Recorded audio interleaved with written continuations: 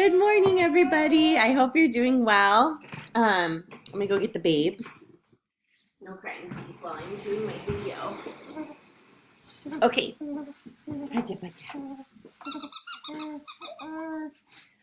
So I hope you're all doing well. I wanted to go over a couple of things, and then I will see you all at 1 o'clock. So first thing is, if you can go to Google Classroom, you'll see I've added something new today. Because so many of you have already finished this week's worth of math, I am posting next week's. But I am taking it step by step because I really do want you to pace yourself. During this time when we're all at home, it's kind of new, and I just don't want you feeling like you have to always be doing schoolwork. Yes, school is important, and it's good to have it a part of your structured day. But it's also important to be spending time with family, to be making sure you're exercising, and to just maybe doing some things that you wouldn't normally do, reading a book, things like that. So I just don't want to give you too much. But what I did do is I went ahead and posted you the concrete that we would have done in class. So if you open up the PDF, it's my pink cup. Yeah. You want to bring it? Can you bring it to me, please? Get off the chair and bring it to me. Sorry. Okay. So I've just posted the 2 pages that we would have done in class. So if you can just simply follow the directions, you can use paper at home, or you could draw if you don't want to be cutting up paper. And then after you've done all of this and just kind of taking your time with the guided practice, I'd like you to answer this question. Oh, thank you. He brought me my pink cup. Thank you. I'd like you to answer this question. How do the length of the strips show that the expressions are equivalent? And then just add your answer down here under class comments, or I don't know how it's set up, or if you can just message me on this. But I just want to see what you're thinking. And then together as a class during Google Meet today, we'll work on the pictorial, and I'll be writing on paper and showing you, and then you can be writing on your paper. So try to come prepared with that, but I'll remind you when we have our Google Meet later today. Okay? Some of you may have already done this, so you'll get a refresher. Okay? It won't take very long. All right. So the next thing that I posted is your lunchtime doodle number 2. I know that was asked about. I also need to post yoga in here, so I will get that for you. But this is where you can draw Gerald. Gerald. Gerald's the elephant. So you just load the PDF, and you'll have a little Gerald drawing. So I'll try to post these every day for you. I know that you're asking for them. All right, so then with identifying a myth, because it's new in class, I probably would have done an example with you. So I thought that might be nice to do for our video today. So spoiler alert, I'm going to use Harry Potter because that's what we do at my house. We love Harry Potter. Yeah, we love Harry Potter. Can you look at this one? Hold on 1 second. Good job. Okay, so I'm going to scroll down and pretend I put Harry Potter. Woo-hoo. And then, of course, that's a whole series, so I can just use that as an example for this. I would be okay if with your identifying myth elements, if you wanted to do a book series that became a movie or multiple movies, but then make sure your other example is an actual myth story. But this first option might be kind of nice for you to use as a way to get yourself familiar with what to put in here.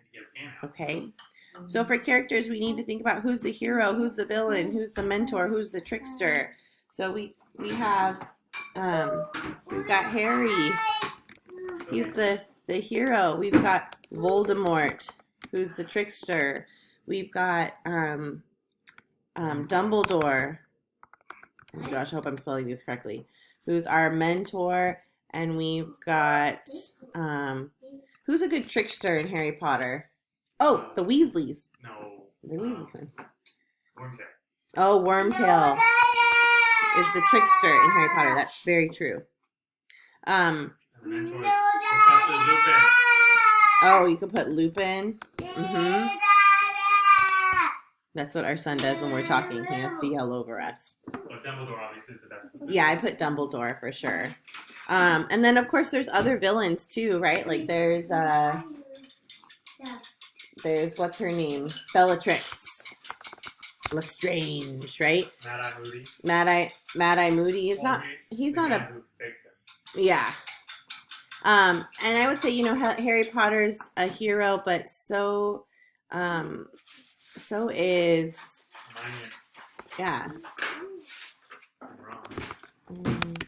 Ron. Family. What's the guys? I'm always not good on the spot. The one who likes Luna. Big guy? No, the guy that likes Luna at the end of the movie, who could have been Harry. The prophecy could have been about Harry, or could have been about him, but it was about Harry. Oh, I can't think of it. That's okay. I will think of it, and I'll put his name in after our video. The kids are probably thinking, right? I know you guys are all gonna know it, and you're gonna be like, "That's Hammond." Okay, so the setting. There's multiple settings, right? But the main one would be Hogwarts. The Weasley's house, the alley. What's the alley called? Oh my gosh. Hedwig. Well, Hedwig's a character. No, the alley where they go shopping. Oh, the alley. Diagon Alley. Diagon. Oh, I'm not gonna spell that right. I thought you said alley. No. Those are all some of our main settings that you could put in there. Some of the natural elements in the story. So in the plot, Voldemort, spoiler alert everybody, Voldemort attacked Harry and his family. You're probably thinking of Neville Longbottom. Yes, Longbottom. He's like one of the heroes of the story because he's, in the end, he like really helps make sure everybody defeats Voldemort, right? Hey, no crying. So then with your plot and conflict, you kind of just go through the elements of a story. So if you can think of the triangle that we make when we're talking about elements of a story, you just kind of do that. Give me the beginning, the rising action, the climax, and then the resolution, okay? And if I was thinking about this, archetypes, you might not know what that word means. You can always right-click and look it up, and it gives you the definition on the right-hand side.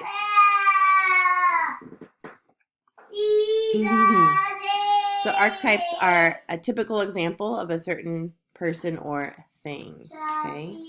So there's this villain. He attacks the family. Harry goes to live with his horrible aunt and uncle. James and John Peach. Doesn't know he's magical. Goes to Hogwarts. Best friends Yes. are Ron and Hermione.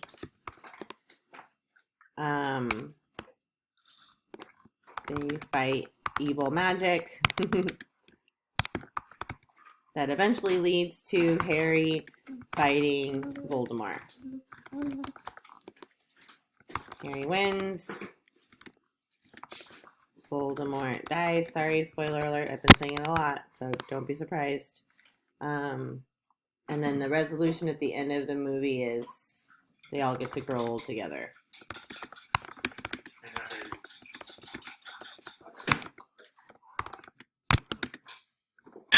Okay. Whoa! All right.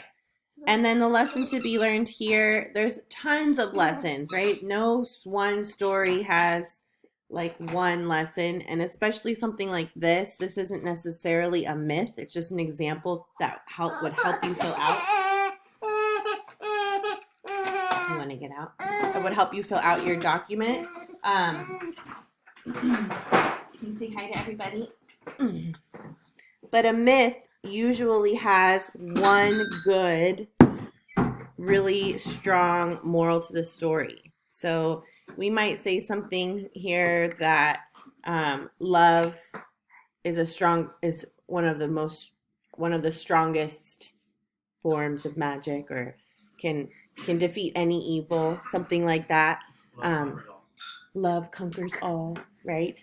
But a lesson you think that the author is trying to teach us through this story, and that's what myths really are. They're this way for people, especially during a time when we didn't have technology or books. Stories were told. That's how we learn them. And if you told it the wrong way, people knew, and they would get upset because the story had to be told a certain way.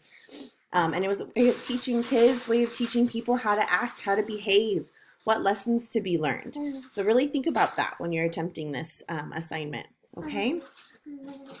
All right. I think that is it for now. And if you have any questions, don't hesitate to email. I'm doing everything I can to respond quickly. All right. I miss you all. Please share. I know there's a couple people we're still not getting a hold of through Google Meets. The one student I for sure haven't heard from is Chen. So if any of you have contact with him, I'd really love to talk to him. Let him know. Let him know I miss him and I'd like to see him on Google Meet. Okay? All right, everyone. I'll talk to you soon at 1 o'clock. Bye. Bye.